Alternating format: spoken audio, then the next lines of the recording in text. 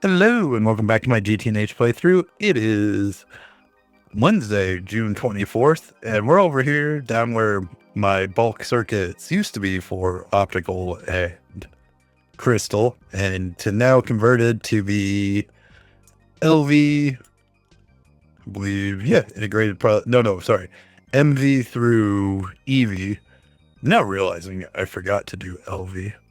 I was going to do 4 of each in a row, and I just completely skipped the LV ones.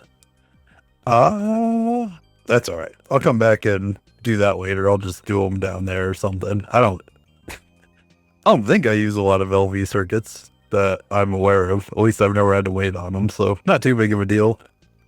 We do actually use a surprising amount of HV circuits, which is the second to last one I moved over here, just because I had HV circuits pretty spammed before, but that was out in the desert base, which we hop out here. The HV circuits were over here. You can see I was doing the old setup that is far less efficient. And honestly, it's even slower for processing as well, just because of the way the quad circuit some boards are set up. It feels like it evenly distributes the work better than using 16 separate P2Ps versus 4 sets of 4, just because of the way the input and stocking input hatches work within each of those sets. So this is all now defunct, which is fine. I'm actually not going to I shouldn't say normally. A lot of the time I'll leave defunct stuff set up just as kind of like a marker of things I've done before so I can remember them. However, I am going to tear this down because the next thing I kind of want to set up over here is a bunch of these dissection apparatuses. The reason I want to do this is because these are what are used to make T-SETI. Now this is running at UIV, I believe. Yeah, I've got an overclocked UEV over here, so UIV, and it's still a whole minute for just 64 of these guys. And currently, I am slacking a little on biocatalyst. It is starting to pick back up. I got 3 million, so I just don't want. This got really low, and I'm not 100% sure why, but well, actually, you know what? I take that back. I forgot I fixed something this morning. So I know why. It's because I ran out of seaweed, which you use seaweed in this guy to get the T-SETI. If we come down here, I think I have plenty of seaweed now. They've got 18 million, so my seaweed production is currently keeping up because that's what I had at like 8 a.m. this morning. The reason I have 18 million is back in the bees where I set up the Spinmatron mega centrifuge thing. I finally remember to put the seaweed comb in there, so that's a whole lot faster, because before I was waiting on this guy and then seaweed broth, etc., but shouldn't have to do that anymore.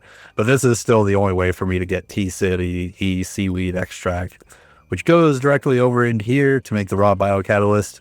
I did up this to UIV as well, although I did make a rookie mistake and used 16 amp or the 32 amp cable, so it actually shut off for a while because it burned up all the cable. I wasn't thinking about it and overamped it, so this line of it right here burned and shut it all down. So that kind of sucked for a little bit until I noticed once the power fail started happening, so it wasn't like it was off for very long.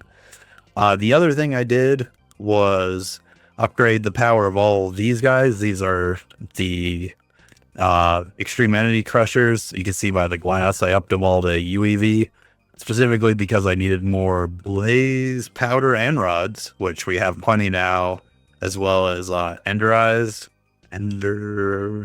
Got 16 million now, so plenty more. Because of that though, I did upgrade this guy to be wireless power, which it wasn't before. Mainly because this area, even though like a bunch of stuff was running on UEV, it really is not using that much power over here.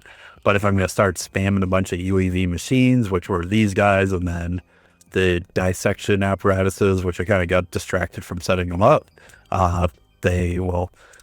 And I will say, it's completely random. This is one of the multi-blocks that did not change with 2.9, and it feels kind of ironic to me because it is also just a square. It feels like something they would have wanted to change, but I'm not complaining because I like the square. Like, I like this centrifuge over the new centrifuge, but where is it? It's this guy. Like this thing. Like, I mean, it doesn't look bad. Like, it is cool, and I'll get used to it and all that jazz, but I don't know. I like the squares. Anyways, so the whole reason I'm doing all of this in general is I am currently working up to be able to build the Compact 5 reactor, as well as work towards eternal coils, because I know I will need that sooner than later. So, to help with throughput for all that, wrong direction. I still haven't set up the wetware circuit one, if you can tell. Oh, all this is turned off, which is not a good sign. I don't know why it's off. I assume it's for Splendid. I'm out of Resplendent. Yep. Oh, why are you not crafting? 3.5 6. Next. Because I don't have. I'm out of Iridium? Really? What we got going on here?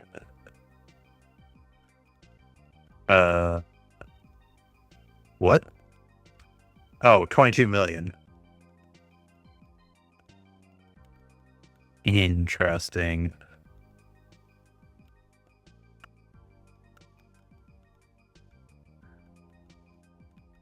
Sorry, brain's broken for a second about the best way to go about this. Because iridium dust, I think I can only just, I don't think I can extract from it directly. Yeah, I need the Forge of the Gods to be able to go to, oh, it just goes right to, oh, here would be the melting core.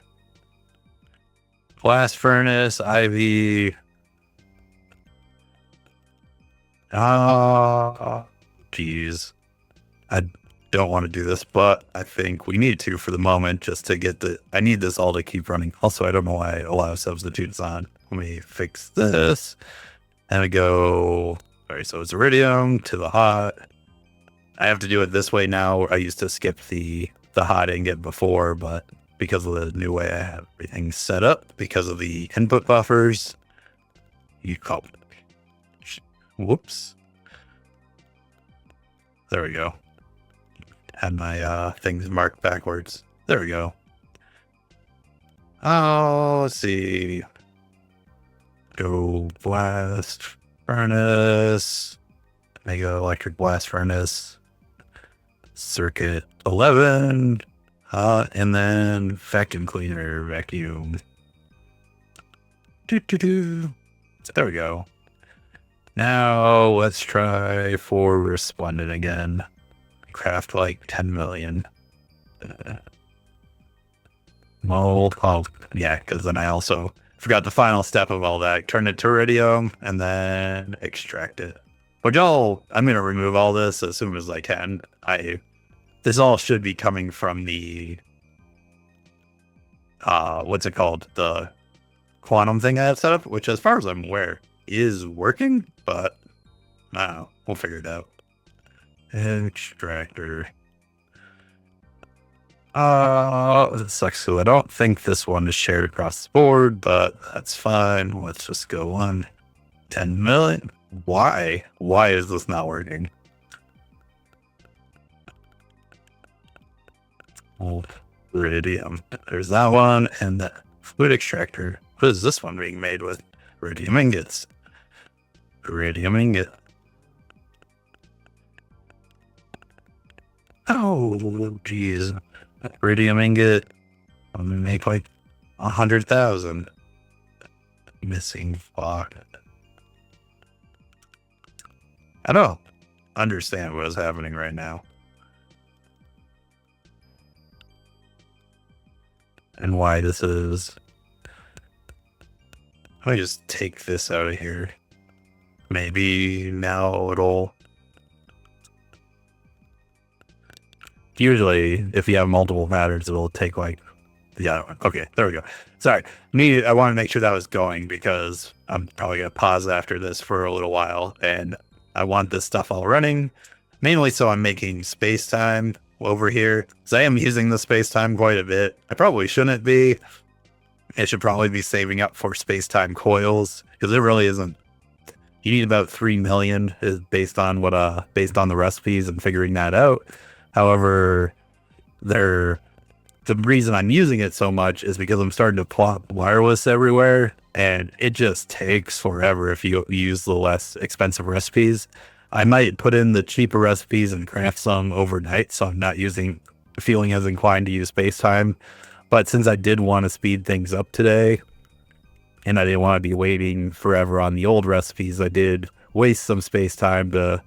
I can't remember if I had this one up to 4 capacitors yesterday or after I made the video, but I got this one sped up. This guy sped up.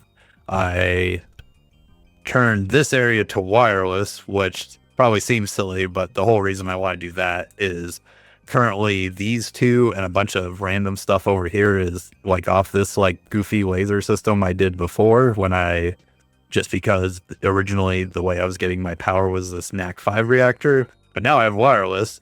Also, once I decouple this laser from out over here and all this stuff's already powered, I can reharvest these 3, which will be nice. And move them elsewhere.